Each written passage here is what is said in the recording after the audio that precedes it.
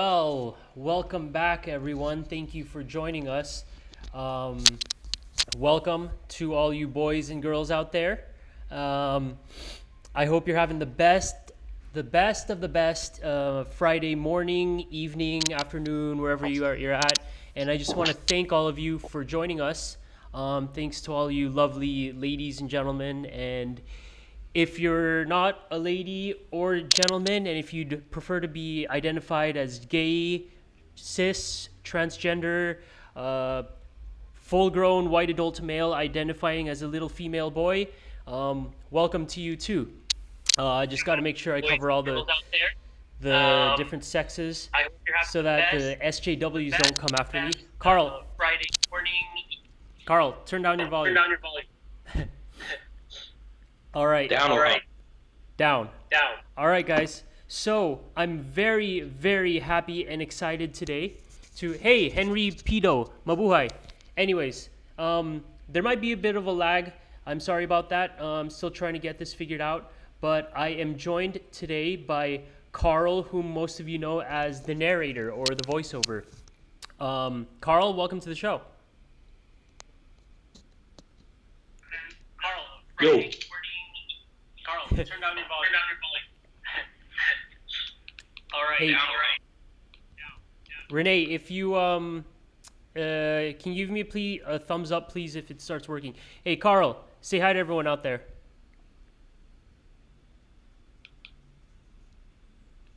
Carl.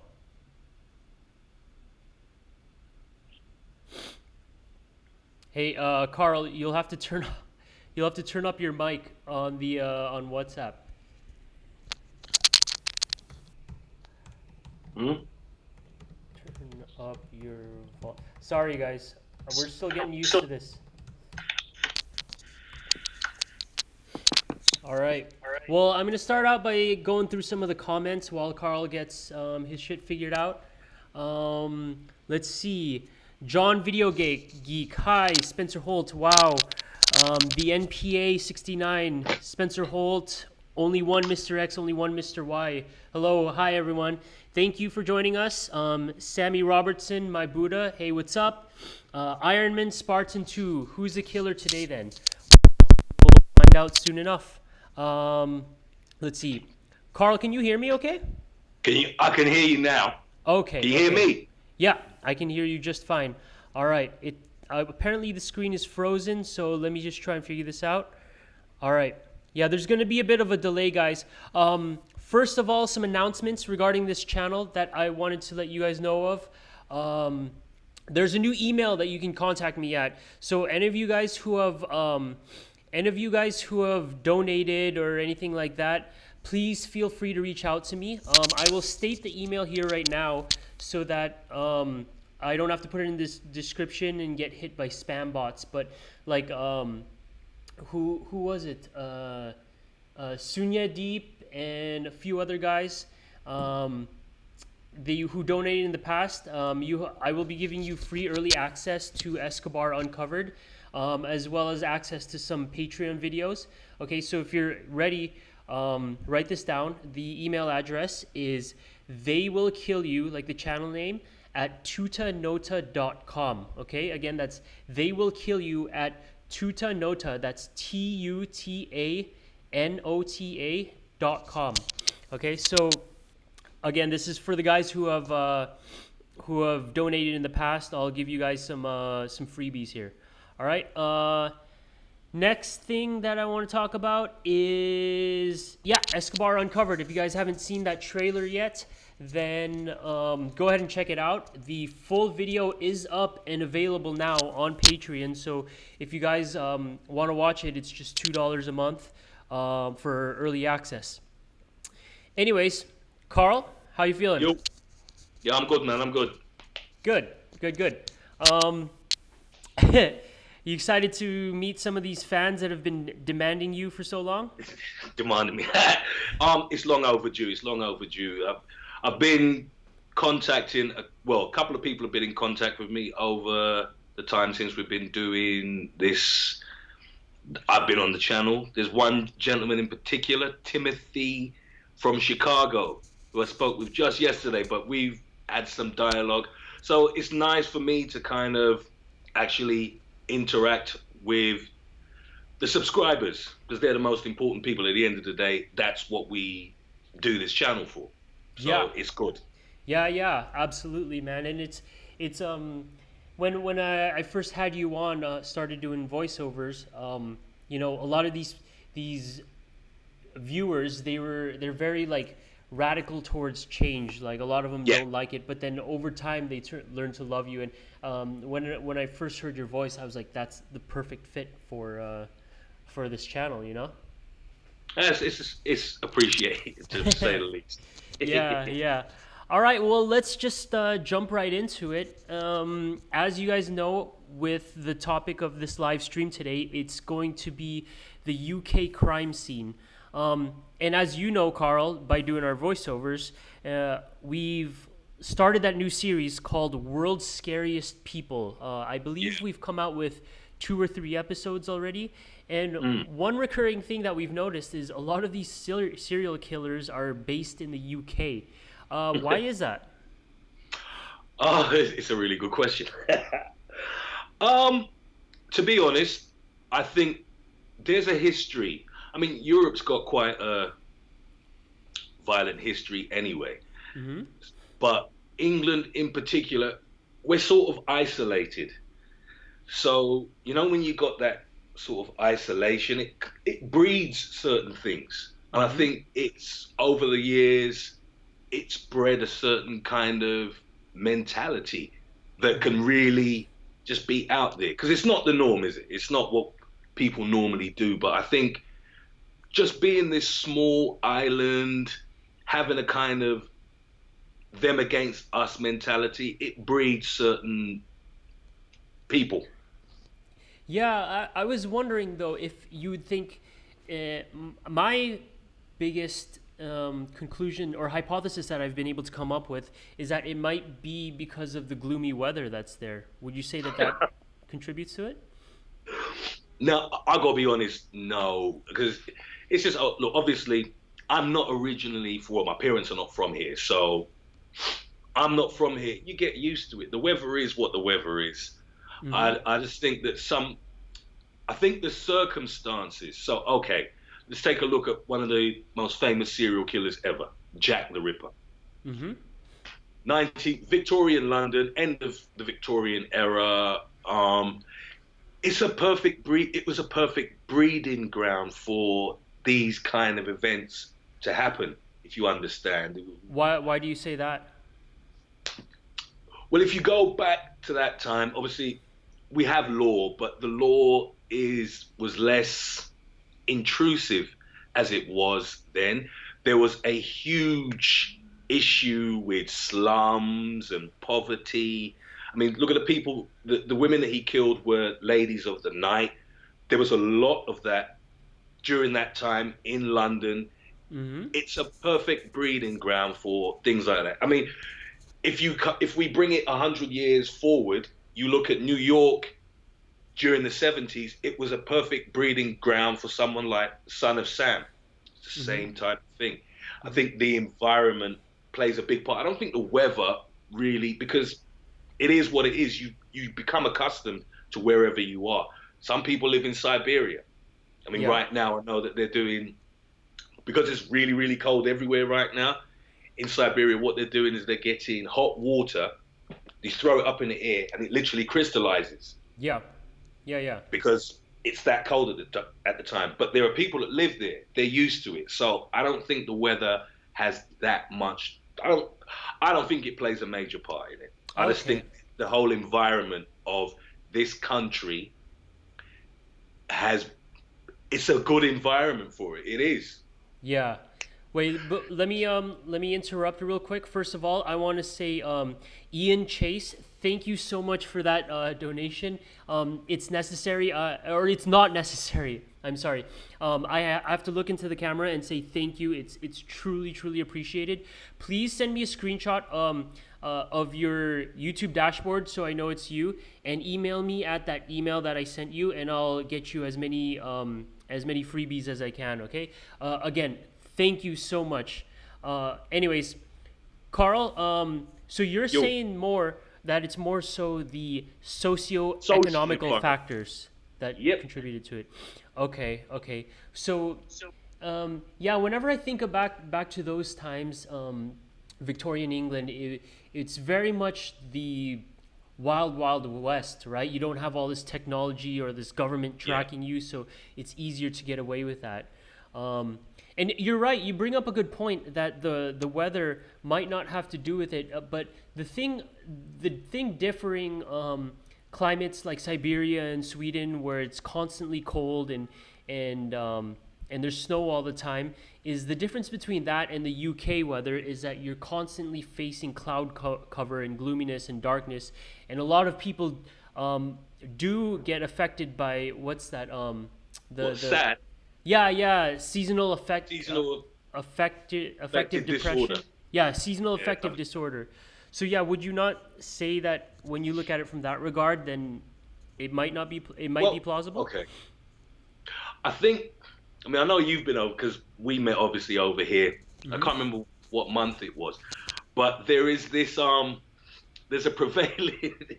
It's funny. There's a prevailing view that it's always very gloomy over here, and it's not. It's not like that. But what I think that adds to the mystique Hmm. of this country and why people would think. But it's just that. So, for example, this country in terms of weather is no different from Germany. It's no different from Holland. It's no different from certain mainland countries in Europe. But what it is as well, I think things were better, well documented over here.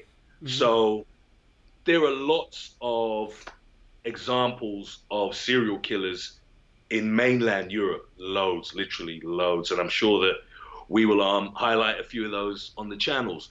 But it's not necessarily as well documented. When you think of, world powers that we all know of, America, France, England, these are countries that we know of. So you hear more of it.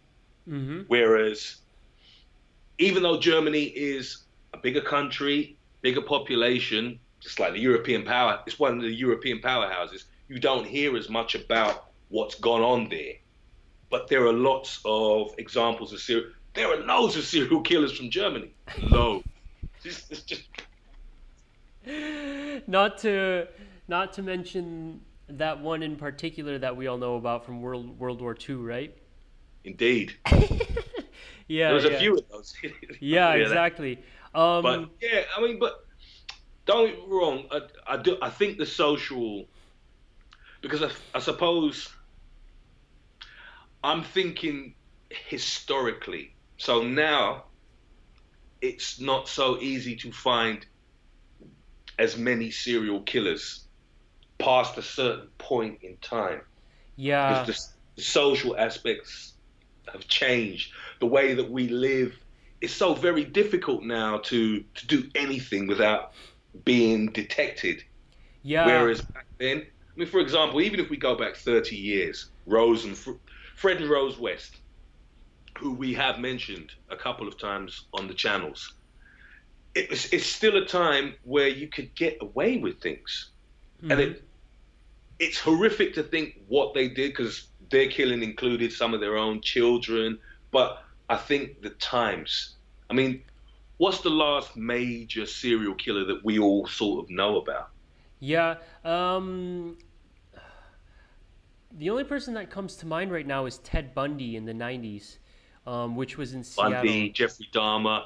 Yeah. What? Jeffrey Dahmer was what the beginning of the late 80s, early 90s, about 1990. Yeah, yeah. And well, here, not to interrupt, but yeah, Hasib too commented and said the factor affecting crime the most is economic disparity and or poverty in the presence of plenty. So yeah, that lines up well with what you were saying. It's just the Mm, conditions that people were living in. It's easier to get away with it, right? yeah.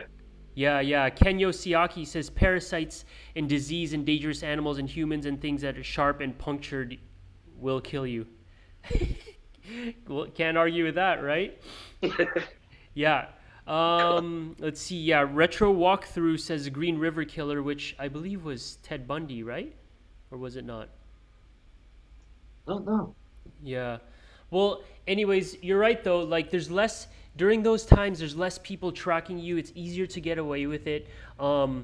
The technology for forensics wasn't as sophisticated as it is today, right? So, Mm. so yeah, it breeds And for the perfect conditions. I think one thing as well in this day and time, I think we will easily accept a serial killer. The word and the term serial killer Mm-hmm. is commonplace. It's but even if you go back to the 80s, people weren't talking about serial killers. You weren't known as a serial killer. Mm-hmm. So I think even when I've done some of our channels stuff, and you look at how people have managed to get away with it, unfortunately, you will find that the police are culpable in a lot of cases because usually the criminal, was on their radar all along. It's very rare that the serial killer turns out to be someone they didn't know about. But Oh, okay. there's often a case of no. I mean, even have we done I think the Muswell Hill murderers? I Yeah. remember I remember the Muswell Hill murderers. So this is one that's actually clear to me. I remember it at the time. Dennis Nielsen. Mm-hmm. But Dennis Nielsen was interviewed a few times. The Yorkshire Ripper. I remember the Yorkshire Ripper. I'm surprised we haven't done that one yet. Peter Sutcliffe. And I don't think in my time there's never been a bigger serial killer than Peter Sutcliffe, the Yorkshire Ripper. And I think he did 13 women. He Mm-hmm. was interviewed several times.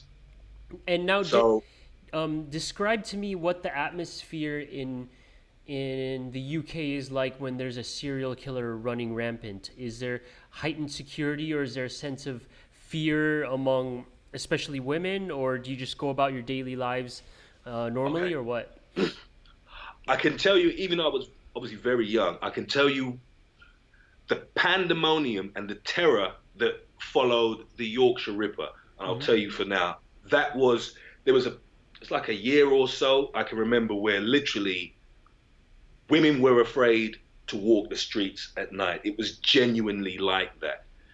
Okay. The media was slightly different back then. I think now the media would be more inclined to play it up and to sensationalize it, whereas I think we had a bit more responsible media back then. Okay. Whereas now, I think it doesn't sound nice, but I think the media as a whole would happily run with the story for as long as they could. Whereas back then, it was more about trying to catch the killer. But I think now this is not necessarily sales because we don't have papers like that, but it's interest. It's people going on your website and blah blah blah. It's Yeah, they're football sensationalizing it. traffic.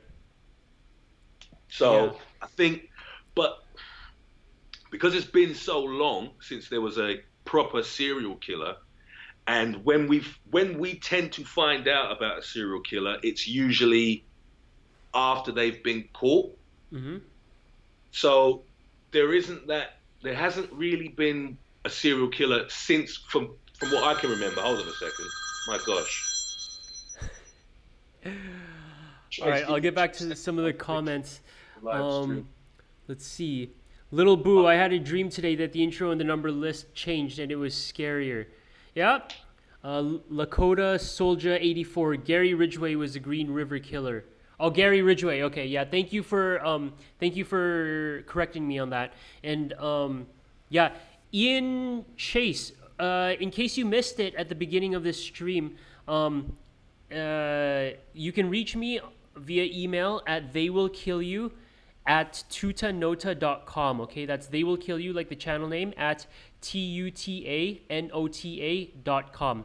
And I want to say once again, thank you for your donation. Um, let's see.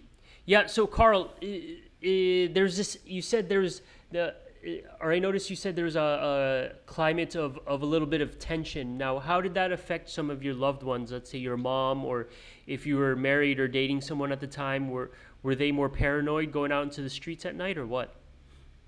You do tend, when something like this happens, you do tend to, it's usually the women.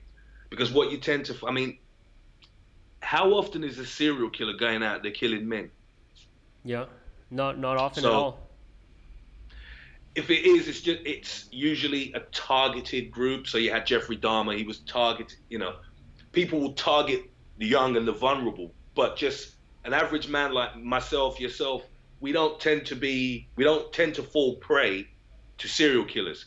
But with women, you definitely found when, if it has occurred, they're pairing up, they're doubling up, they're going home together. It does tend to heighten people's fears. Okay. And then, Lord forbid, if it. I mean, fortunately, I think over here it's always been somewhat. It hasn't been a non-British person. Mm-hmm. I think if there had been a suggestion with a serial killer over here that it was a non-British person, I wouldn't like to, because then you get into other areas where people are just being targeted. So thankfully, we haven't had anything like this for a while. Okay. Because I think in today's climate, it wouldn't be it wouldn't be good. And I think the person would get caught quicker. yeah, and have you during these the rampages of these two serial killers that you're talking about, did any of them hit close to home? Like did you were there any dead Fortunately, bodies found nearby? fortunately, no, not with I mean, Nielsen was all right. It's in London, so I was in the right area. But obviously, for myself, I would have been too young because it was adults. Mm-hmm. But fortunately, no, it hasn't hit close to home. It Mm-hmm. hasn't, Okay. because it's an industry. It's one of those things that you never know. Yeah, yeah, yeah. Okay. And tell us about Jack the Ripper. Obviously, like, this was way before our time, but like, Mm. do you guys study a lot in school? Or I know there's a big tourist industry out For of the, just Jack the the Ripper, for, but like, do you have any suspicions as to who it might have been, or like based on what you've learned and um, like tell us it's an all about interest. it being a British citizen. Okay, right. I would say without a shadow of a doubt. So there was always the rumor that it was someone royal. I don't think Really? so. Yeah, yeah. The rumor was that it was one of Queen Victoria's sons, Prince. I can't remember which one it was. I think Albert or one of them. But that was one of the prevailing conspiracies, that it was a member of the royal family. Really? See, that's Yeah, a yeah. conspiracy theory that we've never heard about here in the US. Oh yeah, no, that was always a big. It was actually a big one. I mean, even at the time, not just years later. At the time, the papers, people, that one of the general consensus was that it was a member of the royal family, And what made them think so? because of there seemed to be a bit of a cover up at the time. Uh-huh. So, like I said, this all plays into the social factors, but it seemed to be, it was very well done, if you see what I mean. The knowledge that the person had, Mm-hmm. one, the way that they were cut up, you couldn't be just a butcher. You had to have medical knowledge. You had to be it genuinely had to be someone of a fairly high standing, because Mm-hmm. these women, I've seen some of the photos and they're gruesome. The person had an intimate knowledge of the human anatomy, Mm-hmm. the way they were cut up. So it's someone who's got money, affluent.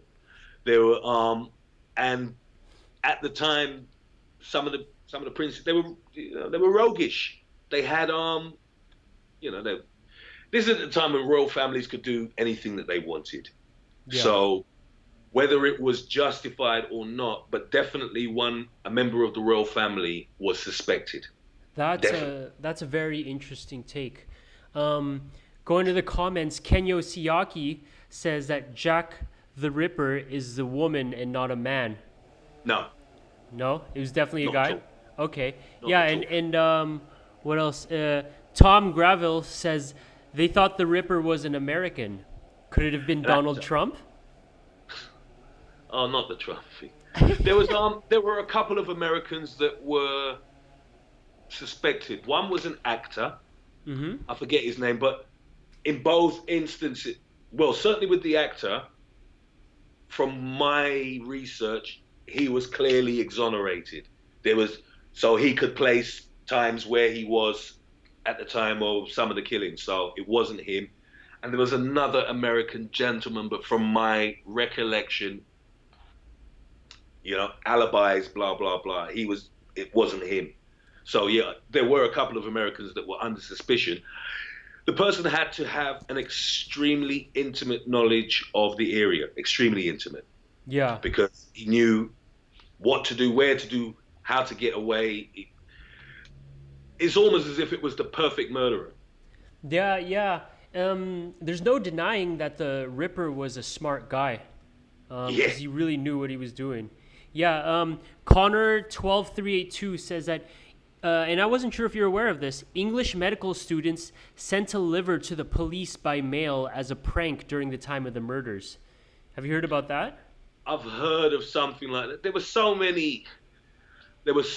many pranks that went along with this, and the only reason why, I mean, so like because it's the Ripper that actually I think called himself Jack Oh, in a couple of yeah, it's actually his name. So I okay. think it was one that was signed "I am Jack," and what he wrote in the letter was intimate knowledge that only the killer would have known. So Oh, yeah, and it's what's interesting with it is maybe it's one of the first instances where a criminal is clearly taunting police and saying, basically, catch me if you can, mm-hmm, but you're not gonna. mm-hmm. And even though obviously there are five murders that occurred, but there's a suspicion that there was a lot more. Because it was for a very short period of time that five women murdered, and then it seems like he vanished and was never seen again. So, Yeah, yeah, yeah.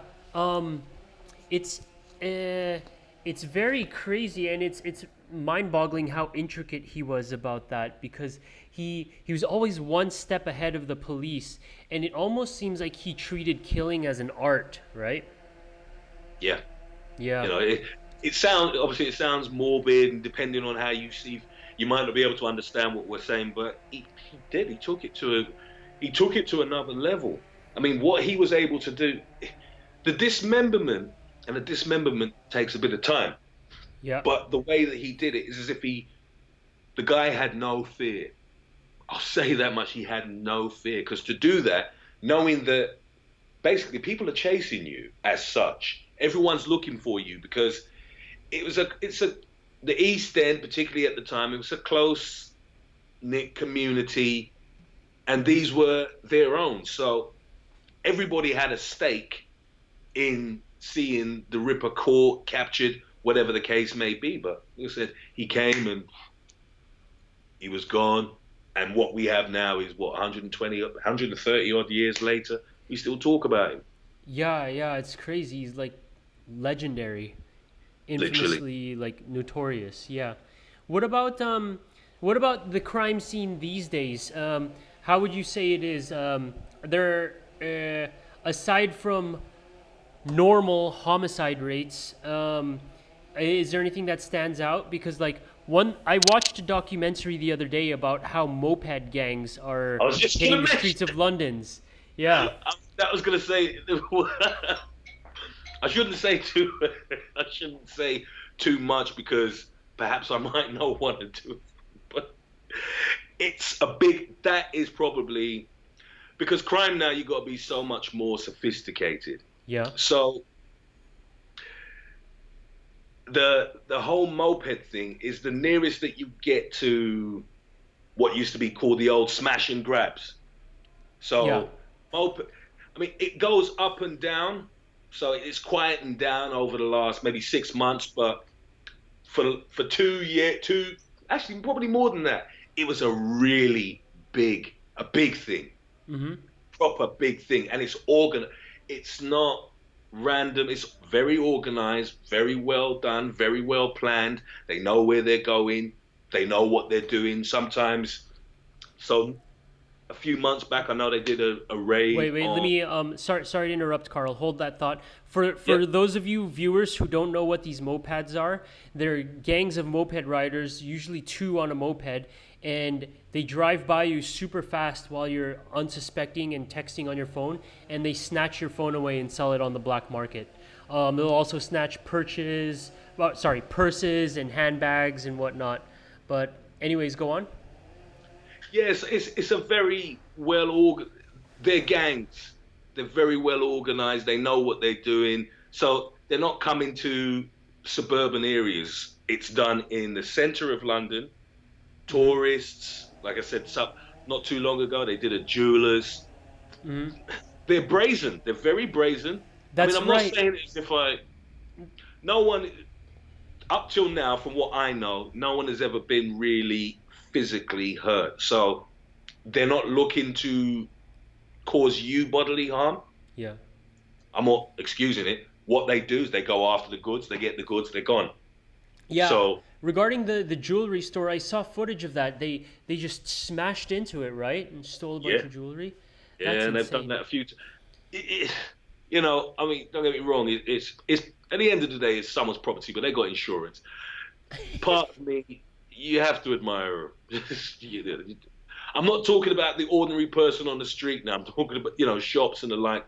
You got to admire it because I mean, because I suppose I come from, and I don't mean it in that way, but I come from areas which were traditionally seen as like crime ridden per se. Mm-hmm. So there's a sense of sometimes not understanding, but you don't look upon it as the worst thing going. And because everything nowadays is so digital and electronic, Mm-hmm. there are very few old crimes. So when I was coming up, when I was Mm-hmm. a young, you always heard about bank jobs, you always heard about post office jobs. This was a regular occurrence. Mm-hmm. You, that doesn't now when you're robbing a bank, you do it online. Yeah. Yeah. Yeah. So it's almost like a nostalgic crime. If you It's, do you know anyone that's been burglarized by one of them? I don't know anyone who's been burglarized by him. I probably know a couple of the culprits. Oh, To be, really? Really? yeah, Okay. yeah, Okay. Well, we'll just leave it at that. yeah. And what's interesting is that you said you spent some time living in some of these crime-ridden areas.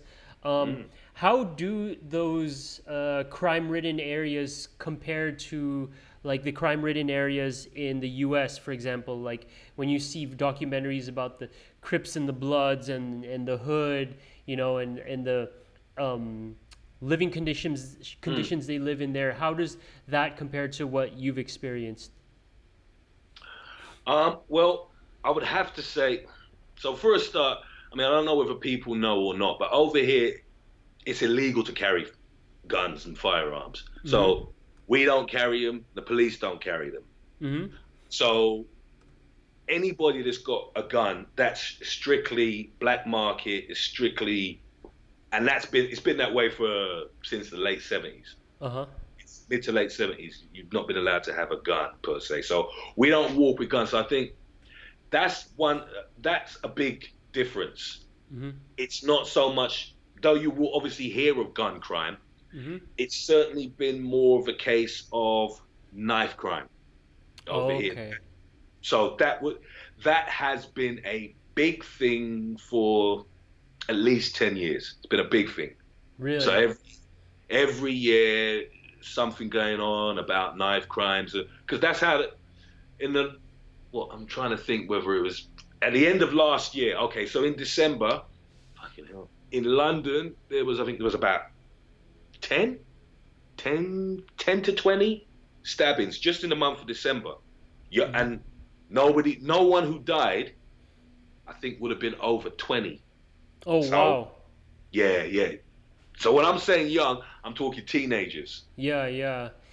And That, that just goes to show too that if people want to commit crimes, it doesn't matter what weapons are illegalized or legalized or not. People will find a way to get their hands on weapons to get the job done, right? yeah. And Yeah. it's more, it's from where I'm standing, it's coming more like the US per se, where you never had these big beefs and issues over territories, but there was certainly it's calmed down, but there was certainly a period a few years back where if you was from this borough, you couldn't go into that borough. I'm talking about in London. Mhm. Mhm. It did occur like this in a couple of other major cities, so Manchester, maybe Birmingham, but this was primarily a London thing where if you was from this borough, don't go into that borough because if they catch you, so there's a lot more turf wars. That's the word I'm looking for. There's a lot more turf wars, whereas it never used to be. Like I said, the weapon of choice tends to be a knife because guns are a lot harder to come by. Yeah. The areas that they live in, so in America, they call them projects. Over here, we call them estates. Okay. Um, and once again, it's that thing of it's an isolation thing. So what used to happen with estates, the way that estates were built was you have a lot of, let's say, a laundromat, the uh, off license we call it, you call it a liquor store. Everything that you need apart from the major stores is all in that area. So you've got no need to come out. Mhm. And that's the beginning of crime. Mhm. It really is. It's the beginning of crime because you're not going out, you're only mixing with certain people, and of that certain people, a large percent were no good to begin with anyway, because that's what they tended to do. They put all the criminals in one area thinking that's going to solve the problem, because the kind of thinking was that they'll all stay in that area. Criminals don't do that. Mhm. Mhm. Criminals will travel. Think about the Yeah, rest. yeah, yeah. Absolutely. You can't just sweep the problem under the rug and hope it goes away. Yeah. By the way, Alex Del Valle, where is that comment? Alex Del Valle says, Carl, you're the best. Say Harambe for me. Harambe! Okay, let's see. I've to work. Uh, Jesse King Production says, I have to work in the Kennica Jenkins case. The truth will scare you. Kennica Jenkins? I'm not aware of who that is. Do you know? No. Okay. Okay. Yeah, let's see. Twin on Tour Jay says, spot on, Carl. Um, Sunset Assassin is asking, didn't the London mayor want to ban knives? Do you know if that's true? It's not so much about banning knives. What they have, see, they have these, you know the score. They have these little projects every now and again. Every year, every couple of years, we have what they've called a knife amnesty. So if you've got a knife, or not just a knife, it's a weapons amnesty. So you got a gun, great. You can bring it into the police station anonymously and hand it in, and nothing will happen to you. Mm-hmm. I doubt if they catch you bringing in a couple of guns, nothing will happen to you. I doubt if you bring a really long knife that nothing will happen to you. But that's what they say. But Yeah. yeah, so it's not so much a ban. There's been amnesties because you can't. How can you ban someone from having a knife per se? Someone can, because you can purchase things. So it's Mm-hmm. not like knives can't be purchased, but they often have amnesties. I would say that a lot of these things, there's an age bracket. There's an age bracket, and once you get past, from what I'm seeing, from things that I've been told, young people I work with, sometimes blah blah blah, you get past 2021, Mm-hmm. but between 13 and 21, that's where the problem lies. Yeah. So Yeah. That I could see that. Yeah, and it goes back to that whole concept of like if people want weapons, they'll find a way to get their You'll hands on find a it, way. right? Yeah, and it's not like you can ban butcher's knives. You know, people's like if you ban like those butterfly knives, people just use a different knife. But Because butterfly knives, I used to have a butterfly knife. Butterfly knives got banned in this country in 1984, 85. Butterfly knives and flick knives. So you'd be hard pressed to find one of those in this country now. You've got to go to Europe. You can get them in Europe, but you can't get them over here because butterfly knives, specifically those and flick knives, were banned in the 80s. oh, But okay. but you can go to a martial arts store and you can get, you see what I mean? So Yeah. anything is purchasable. And usually the knives that they're using, they're not using, a hunting knife or something. They're just using an ordinary kitchen knife, Yeah, mashing it. exactly. Yeah. So Yeah, yeah. All right. Well, we're gonna wrap it up. I'll go through a few more comments here. Holy shit, Nick Wolf. Does that mean bladesmithing will be banned? He's asking. bladesmithing, what's that? I think just being a blade maker, almost like an ironsmith. Oh no, no, no, no, no, No. no. Okay. Hey, Nick Smith. Thank you for the, or sorry, Nick Wolf. Thank you for the donation. I'm gonna look in the camera and say thank you. It's very much appreciated. If you missed the the beginning of this stream, please screenshot your YouTube dashboard so I know that this user is you, and then send it to me, email it to me at theywillkillyou@tutanota.com. That's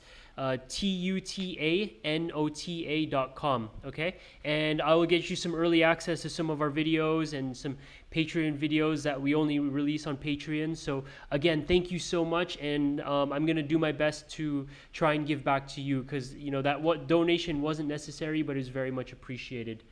Let's see. So yeah, Connor 12382 he says again, the main difference in big cities here in England is if you do get in a deadly or fatal altercation, it will be up close and personal with a knife or even Yeah, acid thrown in your face.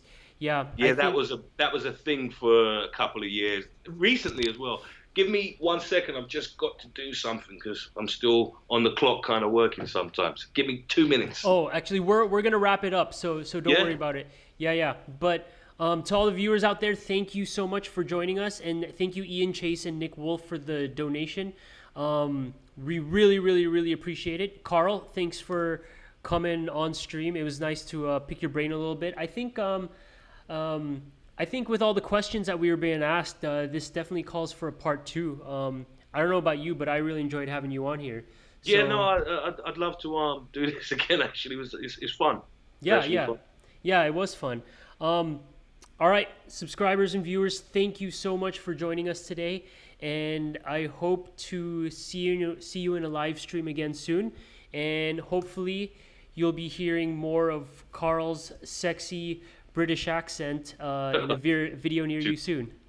All right, thanks guys. Thanks Carl. Take care. No problem. Bye. Bye.